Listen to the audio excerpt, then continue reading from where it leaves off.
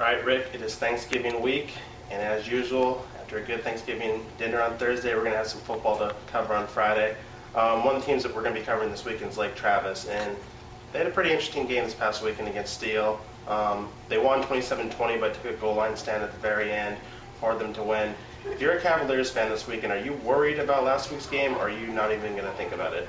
Well, I'm not going to think about it because it might give me nightmares. But to be honest with you, I think that they're going to have a bump in the road later in the playoffs, but not this week. They're playing Corpus Christi Flower Bluff. And it happens a lot in the playoffs where the second game is always tougher than the third and the fourth game. The toughest game I see down the line would be Longview. They were number one, number two for most of the season. I think Lake Travis cruises this weekend, and they make it to the championship game where they could have another stumbling block.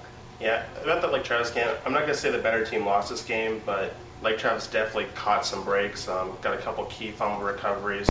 But the thing about Steele is Steele has the perfect game plan to beat a team like Lake Travis. They have a great running game. They'll knock them in their mouth and they'll keep the ball out of that offense's hands. And Lake Travis made a couple uncharacteristic mistakes. Michael Brewer threw an interception that was returned for a touchdown. They gave up a safety. So Lake Travis didn't play great. Steele had a perfect game plan and a great running back in Malcolm Brown. So if I'm Lake Travis, I'm not too worried about it because they're not going to face another team as good as Steele for the rest of the playoffs until they get to the championship game where they might play a team like Longview. But if I'm a Cavs fan, I'm not worried about it. Might as well go get those tickets for that state championship game because they'll be heading there pretty soon. Second question, a team that's been surprising a lot of people this postseason is McCallum. They're an AISD school. We all know about what they've gone through this year, but they've cruised right into the regional round of the playoffs. If they win on Saturday, they'll make the state quarterfinals for the first time ever. What have they been doing, and can they keep it up for the rest of the playoffs? Well, the first thing they've been doing is they've taken the opening kickoff for a touchdown in back-to-back games. Jevin Neal, 2 big touchdown runs. That's given them a big kickstart in both of those games. But what really is the motivating force behind McCallum is their offensive line, their defensive line. They actually controlled the line of scrimmage on both sides of the ball last week against Clemens. And if you have good line play, then you've got a good spine on you. And they've got that. They don't have a lot of big-time playmakers on offense, but they've got the neutralizers, the big guys in the trenches that are going to win it for you. It's going to be an interesting game on Saturday night. Both teams are better when they're running the ball, so it should be a pretty quick game. McCallum can pass the ball a little bit. I'm not saying McCallum's winning the state championship this year because I think that might be saying a little bit too much, but I think that first trip to the quarterfinals is not out of the question.